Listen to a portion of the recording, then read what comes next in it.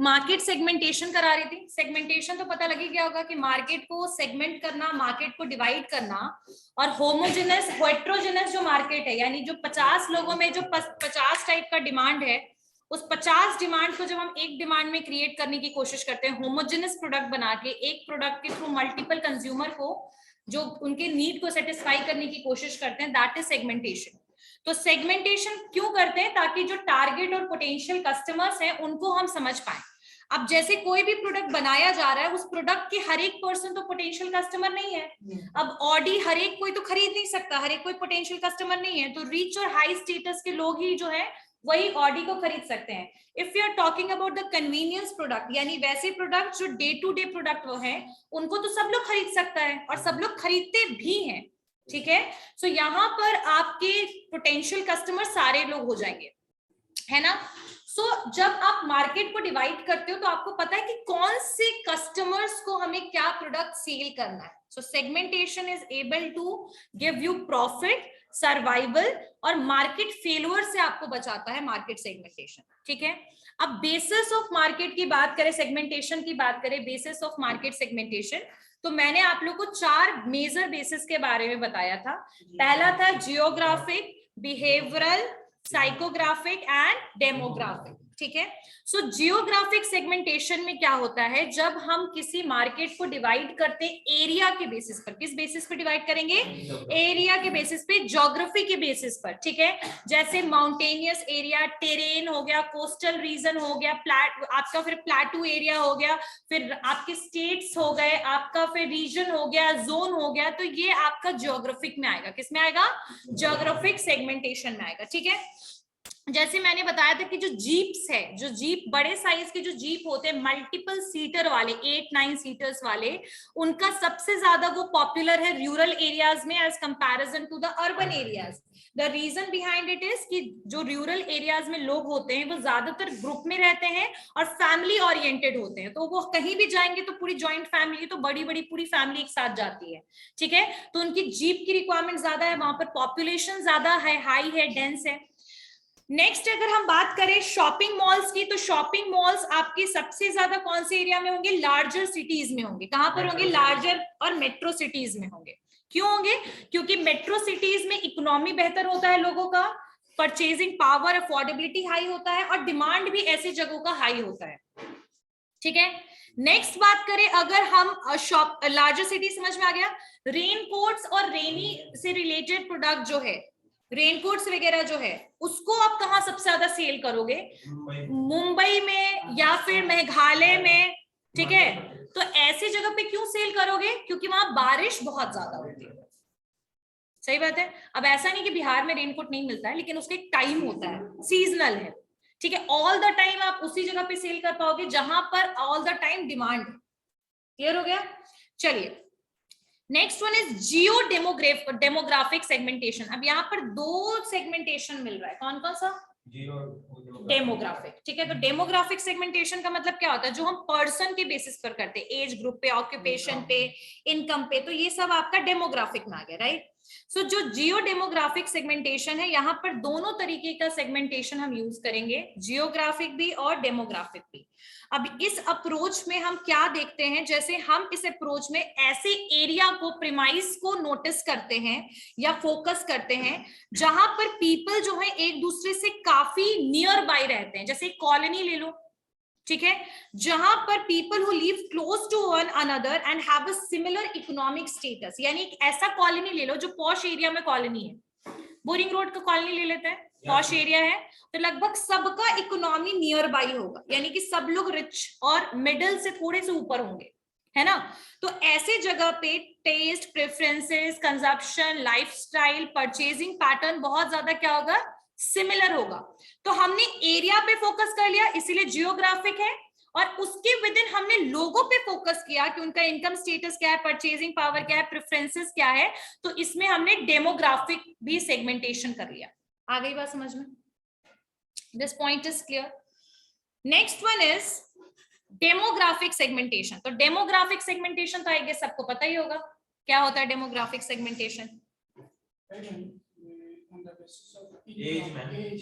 हाँ, तो next class में प्रेजेंटेशन बनवाना है मुझे, आप लोगों से प्रेजेंटेशन बनाना है ना, बनाओगे ना?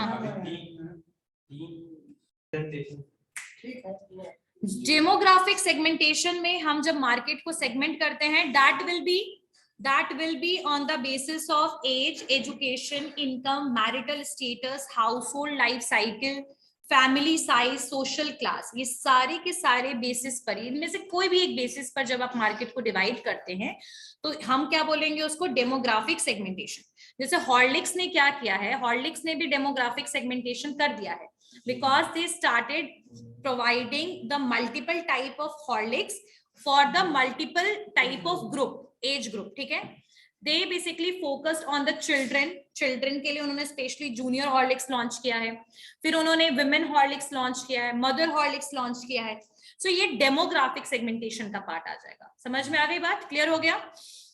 तो डेमोग्राफिक सेगमेंटेशन, अब जैसे जो टॉय मैन्युफैक्चरर्स हैं उनका तो पूरा डेमोग्राफिक सेगमेंटेशन ही होता है, क्योंकि वो टॉयज बच्चों के लिए बनाते हैं, राइट। सो टॉय मैन्युफैक्चरर्स जो हो गए, दे आर बेसिकली बोल सकते हैं, जैसे फन स्कूल है, मैटल टॉयज है, ये जितनी भी कंपनीज हैं ये बच्चों के लिए सिर्फ टॉयज बनाती हैं, तो that's why that is comes under the demographic segmentation. अगर हम बात करें अदर टाइप ऑफ प्रोडक्ट की, तो उसमें भी आपके जैसे वैन हुसैन हो गए, लिवाइस हो गया, ये जो है ये किसके लिए बनाती है क्लोथ्स, ज्यादातर यंगस्टर और फॉर्मल क्लोथ्स है, तो मेन और विमेन के लिए फॉर्मल क्लोथ्स, ठीक है। बच्चों के लिए वैन हुसैन ये सब कपड़े नहीं बनाते हैं, ठीक है। ओके, हाँ, यूसी भी बनाता है, यूनाइटेड कलर ऑफ बेनेटन। तो समझ में आ गया कि डेमोग्राफिक सेगमेंटेशन क्या है, क्लियर हो गया? So demographic segmentation will be on the basis of the type of people, उनका लाइफ साइकिल क्या है, उनका मैरिटल स्टेटस क्या है, जेंडर क्या है, एज ग्रुप क्या है, क्लियर हो गया? जैसे मॉन्टे कार्लो बहुत ज्यादा फेमस है for making the product for the senior citizen, उनके जितने भी वुलन क्लोथ्स ज्यादा सीनियर सिटीजन के लिए आते हैं, है ना।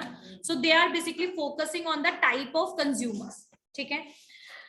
Next one is the psychographic segmentation. तो साइकोग्राफिक सेगमेंटेशन, इसमें यहाँ पर वर्ड कौन सा यूज हो रहा है, साइकोलॉजी। अब साइकोलॉजी का मतलब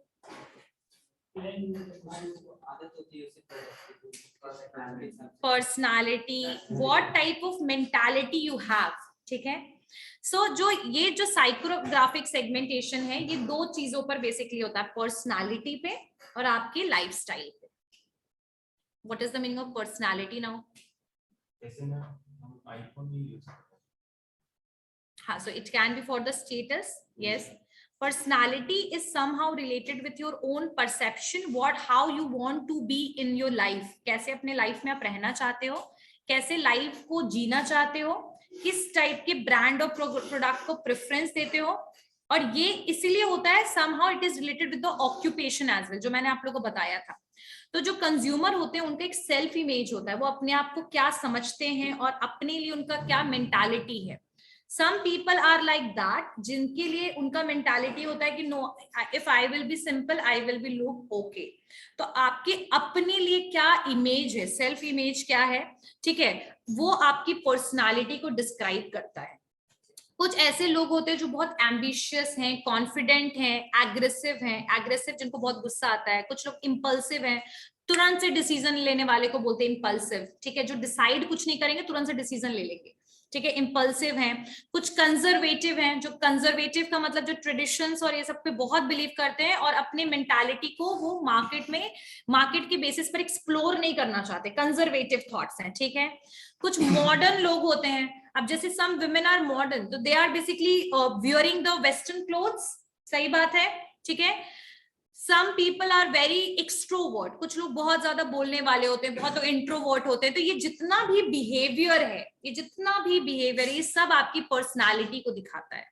If you are speaking a lot, it is basically speaking about what kind of person you are, है ना। अगर आप बहुत एग्रेसिव हो, गुस्से वाले टाइप इंसान हो, तो नोटिस कीजिएगा कि उनका जो प्रोडक्ट को खरीदने का हैबिट होगा, तरीका होगा, टोन होगा, सब कुछ वैसे मैच करेगा, है ना। कुछ लोग बहुत ज्यादा कॉन्फिडेंट होते हैं, ठीक है।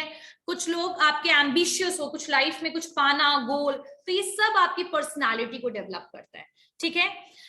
जैसे कुछ मोटरसाइकिल मैन्युफैक्चरर सेगमेंट हैं, they basically focus on the personality and like they want to show the macho image दिखाना चाहते हैं, इंडिपेंडेंट दिखाना चाहते हैं, इंपल्सिवनेस दिखाना चाहते हैं. तो royal Enfield is the example, Java is the example of that, right?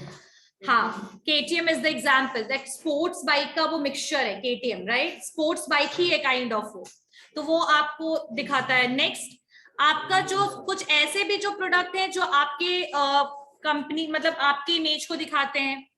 जैसे कुछ तो ऐसे प्रोडक्ट हैं जिनको यूज नहीं करना चाहिए, जैसे लीकर, सिगरेट, ये सब है ना. सो ये भी कहीं ना कहीं पर्सनालिटी और सेल्फ इमेज के लिए बनाया जाता है, ठीक है.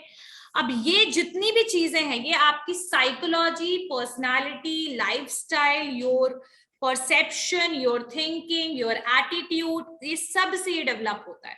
तो साइकोग्राफिक सेगमेंटेशन जो होता है वो इसीलिए किया जाता है. क्यों किया जाता है? फॉर बेसिकली फोकसिंग ऑन दूस people who have the self image for themselves. ठीक है, जैसे मैंने बताया था ना कि जो जिम जाते हैं वो हमेशा कोशिश करते हैं कि हम रॉयल एनफील्ड में जाएं. Why they are doing that? उनका तो नॉर्मल बाइक से भी वो ट्रैवल कर सकते हैं, but why they are doing that? Because of the personality they are carrying, है ना. तो for showing that image to the society they are basically purchasing that bike. समझ में आ गया? नेक्स्ट वन इज द, इसी में आपके दो चीजें हैं साइकोग्राफिक सेगमेंटेशन में ही. एक लाइफस्टाइल है, एक वाल्स मॉडल है, ठीक है. वाल्स मॉडल है और एक लाइफस्टाइल है. इसको मैं नेक्स्ट क्लास में करा दूंगी वाल्स मॉडल, क्योंकि टाइम टेकिंग है, पूरा खत्म इसी में हो जाएगा क्लास. बिहेवियरल सेगमेंटेशन की तरफ बढ़ते हैं. वाल्स मॉडल कराना है, लाइफस्टाइल का पार्ट है, ठीक है. वैल्यू एंड लाइफस्टाइल, वाल्स का मतलब है आपका बिहेवियरिस्टिक सेगमेंटेशन. बिहेवियरिस्टिक सेगमेंटेशन क्या होता है, इसको सुनिए. जब आप मार्केट में इस तरीके से प्रोडक्ट को लाते हैं जो आपके कंज्यूमर के बिहेवियर को इफेक्ट करे. जैसे तुम लोग को मैंने बताया था कि जैसे ही फ्लिपकार्ट पे ऑफर आता है वैसे सब खरीदने लग जाता है प्रोडक्ट. खरीदते हो कि नहीं? बिग बिलियन डे खरीदते हो, deal of the day, saving day, इतने सारे चीजें. अब आप देख लो ना, बिग बाजार में भी है वो चीज. आपका EDLP आता है, एवरीडे लो प्राइस कॉन्सेप्ट, वो यूज करते हैं. हर वेडनेसडे को वहां पर लो कॉस्ट में क्या होता है, प्रोडक्ट प्रोवाइड होता है. बिग बाजार बंद नहीं हुआ है. बिग बाजार is taken by basically Amazon. या हाँ, रिलायंस हार, रिटेल की वो कंपनी है, फ्यूचर ग्रुप थे. हाँ, सेंट्रल मार्केट उसी में आता है ना, सेंट्रल मार्केट उसमें है. ब्रांड फैक्ट्री आता है और इजी डे है. इजी डे तो खैर पटना में शायद अवेलेबल नहीं है. तो जो फ्यूचर ग्रुप, वो आपका जो रिलायंस था, वो ये बिग बाजार था, that was taken over by the, I think there were conflict between Amazon and Reliance for this. Reliance take over. So क्या मैं बता रही थी आपको कि हाँ, तो ये जो ऑफर्स और ये जो चीजें हैं ये आपके बिहेवियर को क्या करता है, इफेक्ट करता है. कंज्यूमर के बिहेवियर को इफेक्ट करता है. कैसे इफेक्ट करता है? कंज्यूमर जो है इम्पल्स हो जाते हैं, तुरंत से डिसीजन ले लेते हैं जब उनको कोई फायदा नजर आता है प्रोडक्ट में, है ना. Dividing the market on the basis of such variable like occasion. कोई ओकेजन जैसे मान्यवर और ये सब तो बिल्कुल ही ओकेजनल बेसिस पर ही इसको बनाया गया है, क्योंकि शादी और पार्टीज और इसी चीज के लिए आप वहां से शॉपिंग करते हो. बेसिकली आप मैरिज पर्पज से शॉपिंग करते हो, मान्यवर एंड मोहे, राइट. सो जब आप मार्केट को डिवाइड करते हो किस बेसिस पर, ओकेजन के बेसिस पर, बेनिफिट शाउट के बेसिस पर, नेक्स्ट यूजर स्टेटस के बेसिस पे, यूजेस रेट के बेसिस, यूजेस मतलब कितनी बार कोई प्रोडक्ट को खरीदेगा, लॉयलिटी स्टेटस के बेसिस पर, बायर रेडीनेस स्टेज, बायर कितनी जल्दी में प्रोडक्ट को खरीदना चाह रहा, उस बेसिस पर जब आप करते हो डिवाइड मार्केट को, तो it is known as behavioristic segmentation. Bike wait करना था मैं दीपावली के टाइम पे, वो भी इसी में आएगा. हाँ, जब बाइक पे आप ऑफर दे रहे हो तो एक्चुअली में basically they are focusing on those people who are basically divided for this behavioristic segmentation, because some people are only purchase the product when they are getting the benefit at low cost. ठीक है, तो जो buyer है वो identify किए जाते हैं कि वो ओकेजन के बेसिस पर कैसे प्रोडक्ट को खरीदते हैं. एग्जाम्पल में, अब आर्चीज जो है वो ग्रीटिंग कार्ड्स बनाता है, तो आर्चीज का ग्रीटिंग कार्ड्स डेली थोड़ी खरीदेंगे.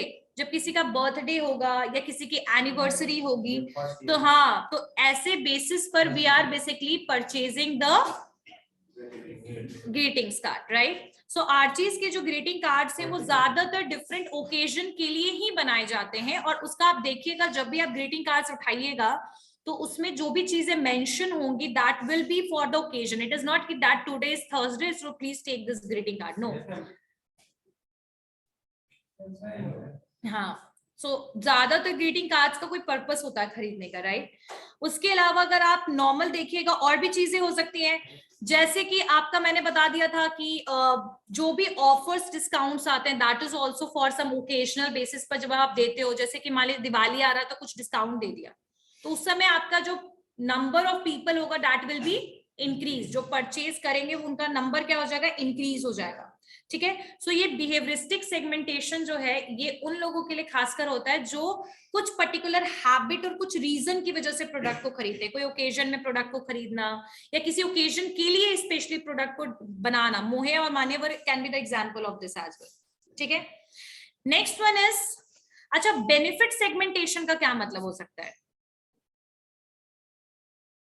उसी कॉस्ट पे ज्यादा benefit segmentation by purchasing and using the product consumers are trying to satisfy the need. तुम लोगों को पता है कोई भी प्रोडक्ट क्या होता है, वो सेटिस्फैक्शन के लिए होता है. ठीक है, अगर कोई मार्कर ले रहा है तो क्यों ले रहा है, पढ़ाने के लिए ले रहा है. अगर कोई खाना खा रहा है तो क्यों खा रहा है, भूख लग रहा है इसलिए खा रहा है. तो हर एक चीज से नीड आपका रिलेटेड है. ठीक है, सो आप देख सकते हैं in essence they look for product that provide specific benefit to them. अगर कोई प्रोडक्ट का बेनिफिट है तो उसके लिए हम जब बेनिफिट सेगमेंटेशन कर सकते हैं, बेनिफिट बिहेवियरिस्टिक सेगमेंटेशन में ही आएगा.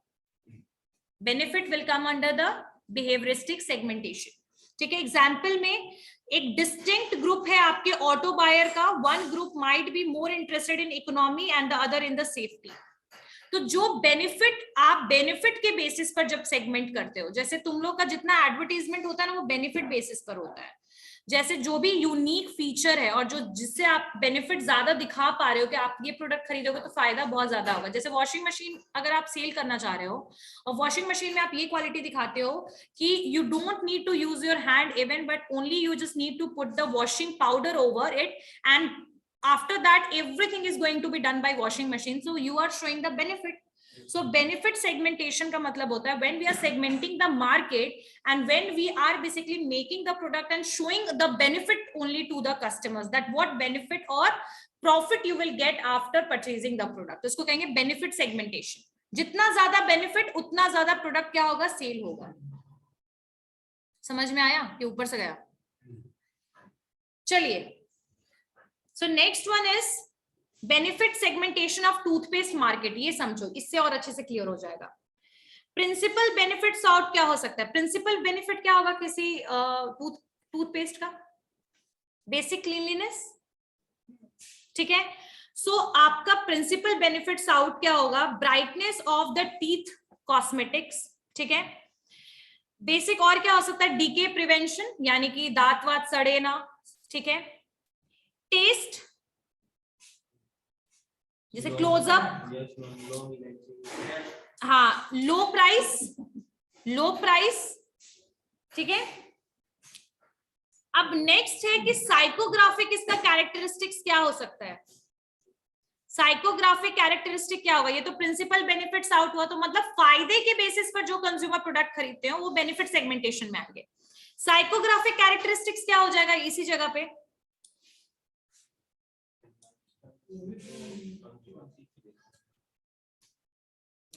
साइकोग्राफिक कैरेक्टरिस्टिक्स में आपका आ जाएगा कि आप कहां जा रहे हो, उस बेसिस पे you are going to purchase the toothpaste. Outgoing कहां है आपका. उसके अलावा हेल्थ कॉन्शियस आप कितने ज्यादा हो, उस बेसिस पर भी आपका टूथपेस्ट को चूज करोगे. बहुत लोग आज भी हिमालय का टूथपेस्ट इसलिए यूज करते हैं क्योंकि उनको लगता है आयुर्वेदिक है. सो यहाँ पर साइकोग्राफिक में आप अपने ऊपर कितना फोकस करते हो उस बेसिस पर जब आप प्रोडक्ट खरीदोगे. बेनिफिट के लिए कि आपको उस टूथपेस्ट से क्या फायदा मिलेगा वो. साइकोग्राफिक में आपका अपना इमेज क्या है. तो आप सेंसोडाइन यूज करते हो, महंगे टूथपेस्ट, ओरल बी का टूथब्रश यूज करते हो, क्यों? क्योंकि भाई, या फिर इलेक्ट्रिक टूथब्रश यूज करते हो, क्यों करते हो? क्योंकि वो हमारा पर्सनालिटी है, लाइफस्टाइल है. ठीक है, next one is behavioural characteristics. क्या हो सकता है? मतलब जो पर्सन स्मोक करते हैं उनका टूथपेस्ट का थोड़ा चॉइस अलग होगा, ठीक है। मिंट लवर्स, डेमोग्राफिक कैरेक्टरिस्टिक्स में क्या होगा कि बच्चों के लिए स्पेशली हमने क्या सा टूथपेस्ट या टूथब्रश बनाया, लार्ज फैमिलीज के लिए क्या किस टाइप का टूथपेस्ट का फैमिली पैक अवेलेबल है वो, ठीक है। तो ब्रांड हर एक केस में अलग अलग है, ब्रांड जो है हर एक केस में अलग अलग है। जब अगर आप प्रिंसिपल बेनिफिट आउट करोगे, यानी प्रिंसिपल बेनिफिट को आप ढूंढोगे, ब्राइटनेस चाहते हो टीथ के लिए, तो ऐसे केस में क्लोजअप हो गया, एक्वा फ्रेश हो गया, ठीक है। जब आप ज्यादातर हेल्थ कॉन्शियस हो तो ऐसे केस में पेप्सोडेंट हो गया, कोलगेट हो गया, रेगुलर टूथपेस्ट हो गया, हाँ पतंजलि हो गया।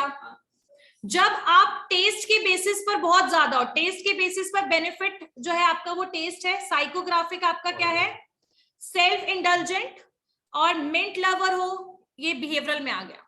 डेमोग्राफिक में कोई चिल्ड्रन है तो ब्रांड कौन सा प्रेफर करेगा, कोलगेट या एक्वा फ्रेश, क्योंकि मिंट होता है एक्वा फ्रेश में, ठीक है।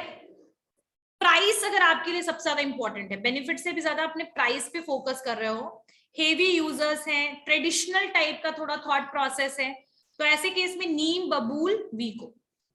अब समझ आया? हाँ हाँ, so that will also come under this last वाला। लो प्राइस इकोनॉमी बेनिफिट वो ढूंढ रहा है टूथपेस्ट में। साइकोग्राफिक क्या है, प्राइस कॉन्शियस है पर्सन, बहुत ज्यादा प्राइस के लिए सोचता है, साइकोग्राफिक में आया, ठीक है। जैसे कुछ लोग होते हैं ना कि नहीं नॉन ब्रांडेड कपड़े से भी काम चल जाएगा, क्यों सोचते हैं, क्योंकि उनको अपने आप को उतना ही रखना है, ठीक है। बिहेवियरल कैरेक्टरिस्टिक्स में क्या आएगा, हेवी यूजर है, बहुत ज्यादा हर दिन यूज करते हैं टूथपेस्ट। डेमोग्राफिक कैरेक्टरिस्टिक्स में मतलब जो पर्सन है वो पर्सन कौन यूज करने वाला टूथपेस्ट, मेन यूज करने वाला है पर्सन, और ट्रेडिशनल है वो थोड़ा, तब उसका जो ब्रांड वो फेवर करेगा दैट विल बी नीम, बबूल, वज्रदंती, वीको वज्रदंती, गुल। समझ में आ गया? हाँ बिल्कुल, तो समझ में आया ना? नहीं, डेमोग्राफिक एंड साइकोग्राफिक सेगमेंटेशन, ठीक है। अभी हाइब्रिड अप्रोच क्या है, हाइब्रिड अप्रोच क्या है कि यहाँ पर डेमोग्राफिक और साइकोग्राफिक जो प्रोफाइल है, डेमोग्राफिक तो पता लग ही गया, that is about the people, psychographic it is also about the people lifestyle, right. तो जब हम इन दोनों को कंबाइन कर लेते हैं तो यहाँ पर इसको हम कहेंगे हाइब्रिड अप्रोच, मिक्स अप्रोच चल रहा है यहाँ पर, ठीक है। और कंबाइंड डेमोग्राफिक साइकोग्राफिक जो प्रोफाइल है वो रिवील करता है information about the segmenting the mass market. अब इस सिचुएशन में देखो, डेमोग्राफिक और साइकोग्राफिक में वैन हुसैन आएगा कि नहीं, क्यों आएगा?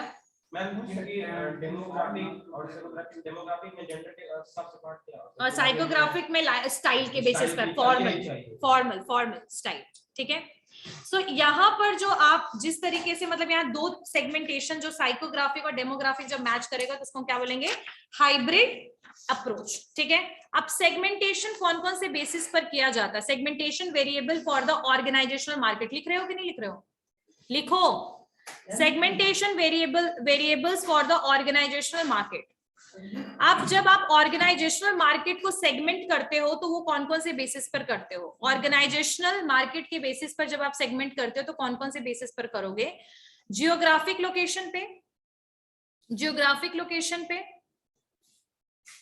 अच्छा, ऑर्गेनाइजेशनल मार्केट का मतलब पता है क्या हुआ, जब आप कंपनी के लिए जब कोई प्रोडक्ट बना रहे हो तो, ठीक है। तो ये तो नॉर्मल कंज्यूमर के लिए 4 बेसिस हमने पढ़ लिया था। जब ऑर्गेनाइजेशनल मार्केट के लिए जब आप सेगमेंटेशन करते हो तो क्या क्या बेसिस पर करोगे, पहला लिखिए geographic location, geographic location. Organisational market का मतलब यहाँ पर बेसिकली मैंने जो बताया that is about the organised market, और मतलब मार्केट तक प्रोडक्ट पहुंचाने के लिए जब आप अदर बेसिस के हिसाब से प्रोडक्शन यूनिट बैठाओगे, तो जैसे मान लीजिए कि आपने कॉटन इंडस्ट्री बैठाया गुजरात में और महाराष्ट्र में, क्यों बैठाया, क्योंकि 2 रीजन है, वहां पर कॉटन और रॉ मटेरियल इजिली अवेलेबल। अब समझ आ गया, समझ में आया? when you are segmenting the organizational market so that the production activity and selling of the product will become easy. तो इसके लिए आप क्या क्या करोगे? ज्योग्राफिक लोकेशन आप फोकस करोगे. This refers to the customer location in certain state और सिटीज और स्पेसिफाइड द इंडस्ट्रियल लोकेशन. यानी आप उस एरिया को लोकेट करोगे जहां पर या तो बहुत ज्यादा कस्टमर्स है आपके, या तो आपके प्रोडक्शन एक्टिविटी बहुत इजीली पॉसिबल हो पा रहा है. एग्जाम्पल में वैसे एरिया और रीजन जहां पर आपकी कॉटन टेक्सटाइल मैन्युफैक्चरर है, तो वो कहां पर हो सकता है? That can be in the Mumbai और गुजरात, बिकॉज वहां पर ब्लैक सॉइल और ब्लैक सॉइल पे कॉटन इजीली अवेलेबल, मतलब बेसिकली प्रोड्यूस होता है. कंपनी क्या करेगा और कंपनी का कॉस्ट इजी कैसे हो जाएगा, कम कैसे हो जाएगा? रॉ मटेरियल वही मिल रहा है, प्रोसेस भी वही हो पा रहा है. तो जब आपका रॉ मटेरियल और प्रोसेसिंग में ट्रांसपोर्टेशन कॉस्ट लो हो जाएगा, तो कोई भी प्रोडक्ट का कॉस्ट ऑटोमेटिकली लो हो जाएगा. तो वहां पर से आप इजीली प्रोडक्ट को सेल कर सकते हो अदर मार्केट्स में. गुजरात है आपका लुधियाना जो है, that is for the woollen. Ludhiana is for woollen. And Gujarat और आपका जो महाराष्ट्र है, सूरत जो है आपका सबसे ज्यादा फेमस है साड़ी और कपड़ों के लिए वहां पर. ठीक है, तो ये हाँ, तो ये क्यों पॉसिबल है? ये क्यों पॉसिबल है? क्योंकि वहां पर रॉ मटेरियल इजीली अवेलेबल है. तो जब हमने ज्योग्राफिक लोकेशन पर अपना मार्केटिंग स्ट्रैटेजी सेट कर लिया और हमने वहीं पर मिल्स और प्रोडक्शन एक्टिविटी को स्टार्ट किया, क्योंकि उसकी वजह से हमारा ट्रांसपोर्टेशन कॉस्ट क्या हो गया? लो हो गया. अब सूरत इतना बड़ा हब है आपके कपड़ों का कि वहां से हर जगह ऑल ओवर इंडिया में क्या होता है, प्रोडक्ट को सप्लाई किया जाता है. ऑल ओवर वर्ल्ड, बहुत सारे वर्ल्ड में, मतलब पूरे कंट्री में, बहुत सारे कंट्री में भी यहाँ से एक्सपोर्ट किया जाता है. ठीक है. Second one is customer size. अब यहाँ पर जो आप मार्केट कर, देखो यहाँ पर जो सेगमेंटेशन कर रहे हो ना, आप अपनी कंपनी के बारे में भी सोचते हुए कर रहे हो. ठीक है, यानी आपकी कंपनी के लिए इजी हो गया ना, जो चीज आसपास अवेलेबल है, इंफ्रा भी है, मिल भी है, प्रोसेसिंग, रॉ मटेरियल भी, लेबर भी है, तो इजी हो गया आपके लिए.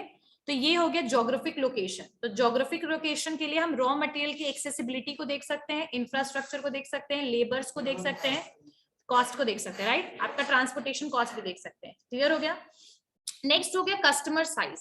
कस्टमर साइज, अब कस्टमर जो साइज है, business customer size can be based on factors such as number of production facilities, sales volume, number of sales offices and number of employees. तो जहां पर कस्टमर साइज ज्यादा होगा, यानी कि जहां पर कस्टमर ज्यादा अवेलेबल होंगे, वहां पर आपको ऑफिसेस भी ज्यादा जरूरत पड़ेगी, आउटलेट्स की भी ज्यादा रिक्वायरमेंट पड़ेगी. सही बात है. जैसे पटना में आपका आईफोन के परचेजर बहुत ज्यादा हाई नहीं है, इसलिए एक ही आई डेस्टिनी से यहाँ पर काम हो जा रहा है ना, एक ही आई डेस्टिनी ना, ओनली इन बोरिंग रोड ना. तो कितना ही है, लिमिटेड ही है ना, है तो लिमिटेड ही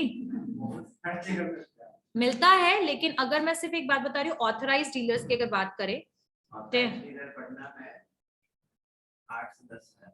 हाँ है ना, तो उससे ज्यादा तो नहीं है. लेकिन दिल्ली में सोचो हर दूसरे दुकान में मिल जाएगा वो. तो एक तुम सिस्टम समझो कि जब आपने कस्टमर साइज ज्यादा है या आपके जो पोटेंशियल कस्टमर है वो बहुत हाई है, तो वहां का आप डिस्ट्रीब्यूशन सिस्टम भी क्या करोगे? स्ट्रॉन्ग करोगे. नंबर ऑफ एम्प्लॉइज भी बढ़ाओगे, नंबर ऑफ ऑफिसेज भी इंक्रीज करोगे, हाँ, नंबर ऑफ प्रोडक्शन भी इंक्रीज करोगे, और उसके अलावा आप सेल्स वॉल्यूम भी इंक्रीज करोगे. प्रोडक्शन बढ़ेगा, सेल्स वॉल्यूम बढ़ेगा, सेल्स ऑफिसेज भी बढ़ा दोगे. उसके अलावा आप नंबर ऑफ एम्प्लॉइज भी बढ़ाओगे, क्योंकि जब आपका सेल्स ऑफिस ज्यादा है तो नंबर ऑफ एम्प्लॉइज ज्यादा होंगे कि नहीं होंगे. ठीक है. सो जो customer size could be grouped as large, medium and small. जहां पर जितने कम कस्टमर, वहां पर उतना ज्यादा कम सेलिंग ऑप्शन. समझ में आया. तो कस्टमर साइज पे भी हम सेगमेंट कर देंगे कि 3 अगर एरिया है, पटना, दिल्ली और मुंबई, तो सबसे पहले नंबर 1 पे हमने रख दिया मान लीजिए मुंबई, सेकेंड रख दिया दिल्ली, और थर्ड पे रख दिया पटना. ठीक है. ऑडी सेल करना है तो तीनों को तीनों जगह पे क्या क्या कर दिया, नंबरिंग कर दिया कि कहां पर सबसे ज्यादा कस्टमर मिलेंगे. सबसे ज्यादा कहां मिलेंगे? मुंबई में, फिर कहां मिलेंगे? दिल्ली में, फिर जाकर कभी मिलेंगे पटना में. समझ में आ गया. हाँ, यहाँ शोरूम नहीं है ऑडी का, रांची में है लेकिन. तो रीजनल एरिया में आई थिंक एक कोलकाता में हो, यहाँ पे कस्टमर्स इतने हाई नहीं है ना, बहुत सारे कस्टमर्स नहीं है, तो उसका कॉस्ट भी तो है, कैरी कॉस्ट तो बहुत हाई है ना. ऑडी का। फिर आपको स्टोर और डिस्ट्रीब्यूटर की जरूरत पड़ेगी, तो आपका कॉस्ट इंक्रीज होगा और उससे आपको रिटर्निंग कुछ मिलेगा नहीं। हाँ, बहुत सारी चीजें है ना। तो देखो याद रखो, सुनो कि एक तो ज्योग्राफिक लोकेशन हम प्रोडक्शन के बेसिस पर देख लेंगे जहां इजीली सब कुछ बन जाए। कस्टमर साइज की कहां पर ज्यादा कस्टमर है, उस बेसिस पर हम अपने सेल्स वॉल्यूम को, प्रोडक्शन को, number of employees, number of sales offices को बढ़ाएंगे। ठीक है। नेक्स्ट है प्रोडक्ट के यूज के बेसिस पर जब हम मार्केट को सेगमेंट करेंगे, तो जैसे एग्जांपल में स्टील प्रोड्यूसर जो है उनके they may segment their market as to auto manufacturer, steel furniture producer and construction companies. तो जो मार्केट प्रोडक्ट का यूज कितना है, अब स्टील की अगर बात करें तो स्टील कौन कौन सी कंपनीज यूज करती हैं, अदर कंपनीज कौन कौन यूज करती हैं स्टील? कंस्ट्रक्शन की कंपनी यूज करती है। ठीक है। तो सेगमेंट जब हम मार्केट को करेंगे यूज, प्रोडक्ट के यूटिलाइजेशन के बेसिस पर कहां कहां कौन कौन से एरियाज में इसका यूज होगा। ठीक है। एग्जाम्पल के लिए स्टील प्रोड्यूसर जब मार्केट को सेगमेंट करेगा तो वो सबसे पहले देखेगा ऑटो मैन्युफैक्चरर्स कौन है। Auto manufacturer, automobile manufacturer, auto वाला 3 पहिए वाला नहीं, ऑटो मैन्युफैक्चरर। सही है। तो ऑटो मैन्युफैक्चरर जहां पर होगा वहां पर स्टील कंपनीज आप बैठा सकते हो। ठीक है, क्योंकि वो इजिली आप दूसरे कंपनी के लिए रॉ मटेरियल बना रहे हो एक तरीके से, दूसरी इंडस्ट्री के लिए। ठीक है। स्टील फर्नीचर के पास भी स्टील फर्नीचर जो बनाते हैं, ठीक है, या स्टील का बर्तन यूटेंसिल्स वगैरह, और जो कंस्ट्रक्शन कंपनीज है उनके यूज के बेसिस पर हमने क्या कर दिया, मार्केट को सेगमेंट कर दिया। जहां पर सबसे ज्यादा आपके ऑटोमोबाइल के मैन्युफैक्चरर होंगे वहां पर स्टील कंपनी को बनाना, बैठाना और वहीं से स्टील बना के उनको सप्लाई करना, that will be easy. So according to the product use, आपका प्रोडक्ट का क्या यूज है। हम लोग जो आम जनता है, हम लोग डेली स्टील का बर्तन नहीं खरीदते हैं। सो हमारा यूटिलाइजेशन कंपैरेटिवली कम है as comparison to the industries. तो स्टील को ज्यादा, स्टील की जरूरत किसे होती है, इंडस्ट्रीज को। ठीक है। नेक्स्ट है types of organisation. Next one is types of organisation. Company selling several business organization in variety of industries may want to segment its market on basis of industry. Example में company जो highly dependent है after sale services के लिए, तो ऐसी company अपने product को cell करने के बाद आफ्टर सेल सर्विस के लिए, कस्टमर सर्विस के लिए वहां सर्विस सेंटर एस्टैब्लिश करेगी। तो जब आपका ऑर्गेनाइजेशन कैसा है, जैसे आपकी मोबाइल की कंपनी है, तो मोबाइल की कंपनी को आफ्टर सेल सर्विसेज की जरूरत बहुत ज्यादा हाई है। क्या है, बहुत ज्यादा हाई है। लेकिन बिस्किट की कंपनी को आफ्टर सेल सर्विस की जरूरत है क्या? नहीं। बिस्किट को कैसे रिपेयर करेंगे? क्या बोल रहे हो? क्या कुछ तो यूटिलाइजेशन नहीं है उसका, वो ऐसा। तो जिस टाइप की आपकी प्रोडक्ट में डीलिंग है, उस टाइप से आप अदर अपने ऑर्गेनाइजेशन या अदर सब्सिडियरीज ऑफिसेस को स्टार्ट करोगे। एग्जाम्पल में पटना में नोकिया, सैमसंग सबका होगा सर्विस सेंटर है। क्यों है? क्योंकि यहाँ पर लोग मोबाइल फोन खरीद रहे हैं और उनको service centre, after sale services की जरूरत है। सो जो आपकी कंपनी जो भी प्रोडक्ट को सेल कर रही है, उसकी रिक्वायरमेंट ऐसी है कि जहां पर आपको, जैसे कुछ कंपनीज हैं जिनके प्रोडक्ट आफ्टर सेल सर्विसेज की जरूरत है, कुछ कंपनीज ऐसे प्रोडक्ट बना रहे हैं जो बहुत ही हाईली प्राइस, बहुत एक्सपेंसिव है, जैसे गुची बहुत महंगे प्रोडक्ट बना रहा है, तो उसको पटना में आने की जरूरत है क्या? नहीं, वो अपना दिल्ली में ही है ना।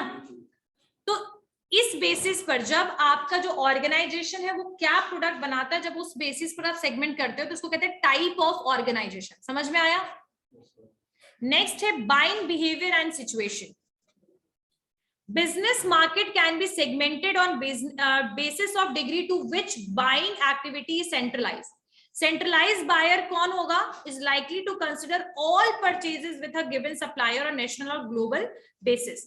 तो यहाँ पर जब आपका buying behavior और situation क्या है उस basis पर, इसको थोड़ा समझाती हूँ मैं। Businesses या consumers के लिए अगर उसको segment किया जा रहा है इस डिग्री पर कि उसका buying activity centralized है, जैसे मान लो तुम लोगों ने डिस्ट्रीब्यूशन सिस्टम में तुम लोग पढ़ोगे आगे कि सेंट्रलाइज्ड बाइंग सिस्टम का मतलब है एक ही जगह से, एक ही जगह पे सारे जगह के लिए रॉ मटेरियल आ रहा है, जिसको कहेंगे सेंट्रलाइज्ड एक्टिविटी।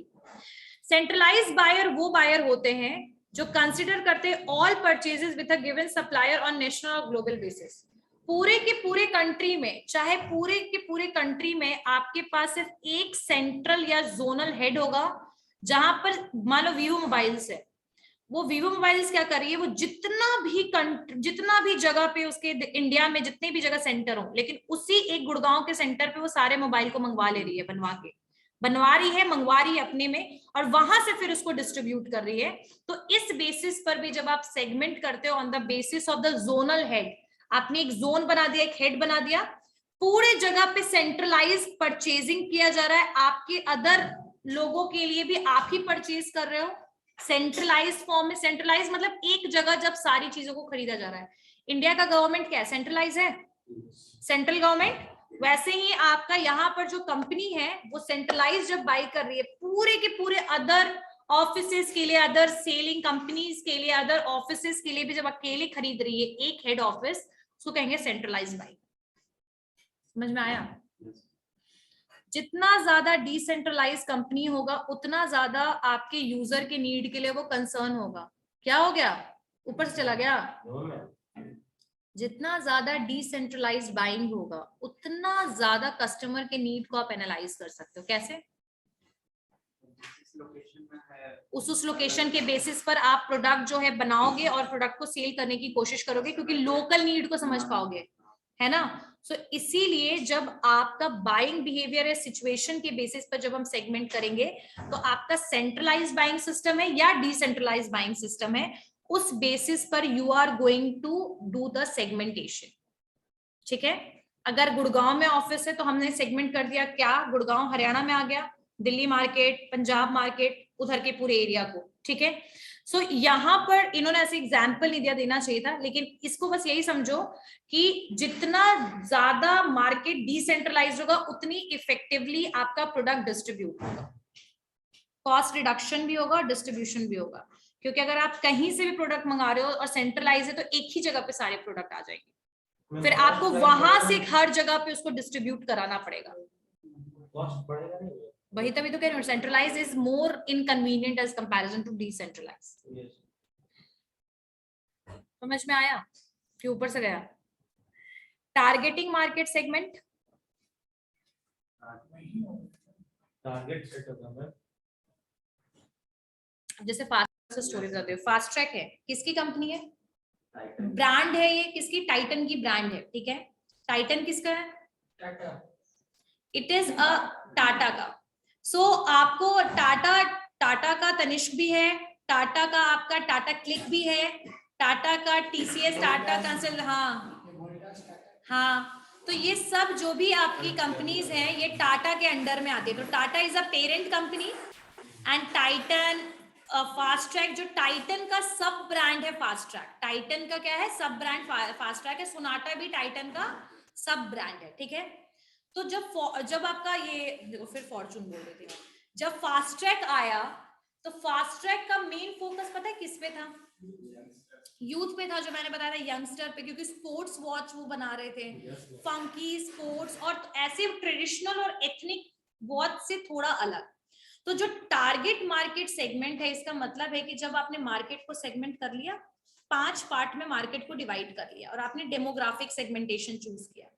सो डेमोग्राफिक सेगमेंटेशन पे अगर आपने मान लीजिए जेंडर को देखा, जेंडर के बेसिस पर, तो if we are making the cosmetics item that will be on a totally for the female.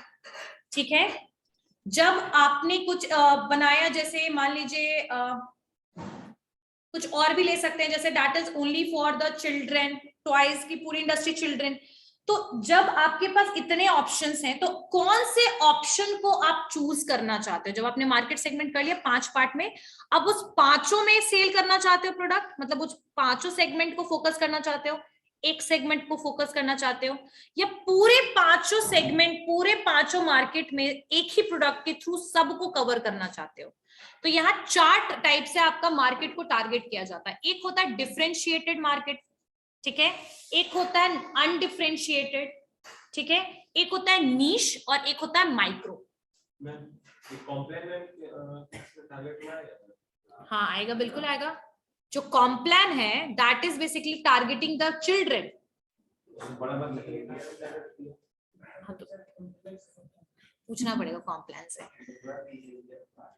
अब यहां समझ में आया कि आपका जो अनडिफरेंशिएटेड मार्केट है क्या है, बता दे। कोका कोला सुना था? कोका कोला सुना? कोका कोला जो आपका जो सॉफ्ट ड्रिंक है उसने अनडिफरेंशिएटेड, ठीक है, कोल्ड ड्रिंक या सॉफ्ट ड्रिंक जो भी लेना है, सुन लो। तो यहाँ पर आपकी जो ये सॉफ्ट ड्रिंक या जो कोल्ड ड्रिंक है या फिर आपकी ड्रिंकिंग मटेरियल में मान लो इसको, तो इन्होंने पहले अनडिफरेंशिएटेड मार्केट को फोकस किया था। अनडिफरेंशिएटेड मार्केट का मतलब ये है कि इन्होंने किसी पर्टिकुलर पर्सन के ऊपर फोकस नहीं किया था, ना बच्चों पे फोकस किया था, ना वुमेन पे, पर मेन पे, ना इनकम ग्रुप पे, ऐसा कुछ फोकस नहीं था उनका। They basically started selling the product of the same taste for everyone. तो यहाँ पर कोका कोला जो है उनका अनडिफरेंशिएटेड मार्केट था, लेकिन अब वो डाइट कोक की तरफ मूव कर चुका है। तो अब डाइट कोक की जब तरफ मूव कर गया है तो कहीं ना कहीं now they are different, making the market differentiate. ठीक है, तो अभी अनडिफरेंशिएटेड मार्केट या अनडिफरेंशिएटेड टारगेटिंग की तरह अभी कुछ बचा है नहीं। थोड़ा मुंह बंद करके रखो प्लीज, डिस्टर्बेंस हो रहा है, एकदम शांत। ठीक से बैठो, तुम भी ठीक से बैठो। Second point is differentiated market, जो हिंदुस्तान यूनिलीवर और आईटीसी करती है। कैसे करती है? उनके एक हिंदुस्तान यूनिलीवर में ही तुम कम से मान लो 10 ब्रांड होंगे सोप के। डव है, हमाम है ना? तो हर एक जो डव है ये उन सेगमेंट के लिए है जिसको स्किन अच्छा चाहिए, ठीक है। हमाम उसके लिए जिसको हाइजीन चाहिए या नीम से रिलेटेड जो बेसिकली हाइजीन के लिए जो यूज जर्म्स के लिए। लाइफबॉय इसको चाहिए जो इकोनॉमिकल है। तो यहां पर एक ही जो ब्रांड है, एक ही पेरेंट कंपनी है जिसने 10 सोप के ब्रांड को लॉन्च क्यों किया है? क्योंकि हर एक अलग अलग सेगमेंट को और नीड को सेटिस्फाई करने के लिए। सो आपका जो डिफरेंशिएटेड मार्केटिंग सेगमेंट है, इसका मतलब क्या होता है कि जब आपने मार्केट को सेगमेंट किया और आपने हर एक इसके लिए अलग अलग प्रोडक्ट को डेवलप किया, तो इसको कहेंगे डिफरेंशिएट सेगमेंटेड टारगेट मार्केट। जब आप हर एक सेगमेंट पर टारगेट कर रहे हो लेकिन आप सब सेगमेंट पे टारगेट कर रहे हो, यानी 9 अगर सेगमेंट किया है सब पे टारगेट कर रहे हो और सबके लिए यूनिक प्रोडक्ट बना रहे हो, तो इसको कहेंगे differentiated targeting, differentiated target market. समझ में आ गया? अनडिफरेंशिएटेड में आपने पहले तो इसको डिवाइड कर दिया मार्केट को, लेकिन अब यहां पर आपने क्या सीन किया कि इस सेगमेंट को आप भूल गए, ये सेगमेंटेशन को आप भूल गए और सबके लिए सिर्फ एक ही प्रोडक्ट बनाया और इस पूरे मार्केट में सेल किया। इसको कहेंगे अनडिफरेंशिएटेड। समझ में आया? ठीक है। अब आपका ये नीश मार्केट क्या है कि आपने मार्केट को सेगमेंट किया और आपने यहां पर सेगमेंट हो गया मार्केट, ठीक है, और आपने सिर्फ इस मार्केट को, ओनली वन सेगमेंट को जब आपने फोकस किया, तो इसको कहेंगे niche market, NICHE, niche market. आप इसके बताओ मेरे को, तो ये नीश मार्केट समझ में आ गया? जब आप सिर्फ ये नीश मार्केट ज्यादातर वो कंपनीज करती है जिनके पास फाइनेंशियल प्रॉब्लम होती है, यानी ऐसी कंपनी जो रिस्क लेना नहीं चाहती है और चाहती है कि एक ही मार्केट से शुरू करे ताकि अदर मार्केट तक में रिस्पॉन्स को देखते हुए आगे एक्सपैंड हो। समझ में आया? जैसे बुटीक की जो बहुत सारी ऐसी होती है ना, छोटे मोटे जो कंपनीज होते हैं, वो सबसे पहले जैसे पटना में शुरू हो तो पटना में सिर्फ सेल करती है। पटना के लोगों को ज्योग्राफिकल सेगमेंटेशन हो गया। क्यों किया? क्योंकि उसी मार्केट पे सीमित इसलिए रहना चाहती है क्योंकि फाइनेंशियल रिस्क लेने के लिए रेडी नहीं होती है। हिंदुस्तान यूनिलीवर इतना बड़ा मार्केट पे सेगमेंट इसलिए कर पा रहा है क्योंकि वो बहुत बड़ी कंपनी है। तो financial resources is also the reason that how you are going to segment and which segment you want to choose. और एक होता है माइक्रो मार्केट, टारगेट मार्केट। एक ही सेगमेंट के अंडर में जब आप अदर्स एक ही सेगमेंट में भी दूसरा सेगमेंटेशन करते हो, एक ही मार्केट में ही और आपने सेगमेंट कर दिया, जैसे पटना में भी सिर्फ विमेन को सेल करेंगे प्रोडक्ट, तो ये क्या हो गया, नीश मार्केट के अंदर भी जब मतलब एक सेगमेंट में भी अगर आप सेगमेंटेशन करते हो वो होता है माइक्रो टारगेट मार्केट। माइक्रो में देखो जैसे डाबर, आपका डाबर जो था उसने माइक्रो कैसे यूज किया था कि उन्होंने बनाया शुरू किया मस्टर्ड ऑयल, डाबर ने मस्टर्ड ऑयल सर पे लगाने के लिए, ठीक है, hair oil, mustard hair oil. उन्होंने एक सेगमेंट को चूज किया, रूरल मार्केट, सिर्फ रूरल मार्केट, और उस रूरल मार्केट में भी they segmented only women, rural women, क्योंकि आज भी रूरल इंडिया में हमारा ऐसा है कि हम लोग नेचुरल चीजों पे ज्यादा फोकस्ड है, तो ये आपका माइक्रो हो गया। रूरल एरिया आपने सिर्फ एक सेगमेंट चूज किया, rural area, only rural area, तो ये आपका एक नीश मार्केट हो गया। और उस रूरल मार्केट में भी आपने सिर्फ एक जेंडर को प्रेफरेंस दिया, दैट इज विमेन, तो वो आपका हो जाएगा माइक्रो। समझ में आया? इसको और अच्छे से मैं इलैबोरेट करूंगी, आज इतना समझ आ गया? अनडिफरेंशिएटेड में जब आप सेगमेंटेशन को भूल जाते हैं, डिफरेंशिएटेड जब हर एक सेगमेंट को आप अलग अलग प्रोडक्ट बेचते हैं, ठीक है, नया बनाकर, और नीश में जब पूरे मार्केट सेगमेंटेड में एक मार्केट एक सेगमेंट को चूज करते हो, माइक्रो एक सेगमेंट के विद इन जब आप सेगमेंट करते हो तो दैट इज माइक्रो। समझ में आ गया? यहां तक समझ में आ गया? नेक्स्ट क्लास में हम लोग कवर करेंगे target market segment from book, and ये जो भी पॉइंट मैंने कराया है इसको भी एक बार हम लोग कवर कर लेंगे, ठीक है? एक केक का एग्जांपल लो, तो एक केक है पूरा, उस पूरे केक को जब आप अकेले खाते हो तो दैट इज अनडिफरेंशिएटेड मार्केट। उसको आपने 8 पीस में डिवाइड कर दिया और 8 अलग अलग लोगों को खिला दिया, डिफरेंशिएटेड मार्केट या फिर सेगमेंटेड मार्केट। आपने उस पूरे केक को डिवाइड तो किया लेकिन एक ही पर्सन को खिलाया, दैट इज नीश मार्केट। और उस एक पर्सन ने भी अपने उस सेगमेंट में से एक हिस्सा किसी और अपने फ्रेंड को दे दिया, एक ही हिस्से में से, तो उसको बोलेंगे माइक्रो टारगेट मार्केट। क्लियर हो गया?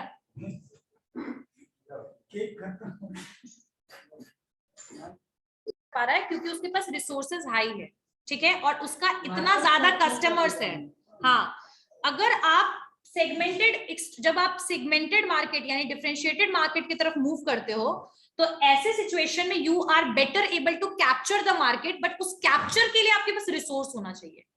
इसीलिए ज्यादातर जो कंपनीज है, नई स्टार्टअप जो है वो नीश मार्केट के साथ शुरू होती है।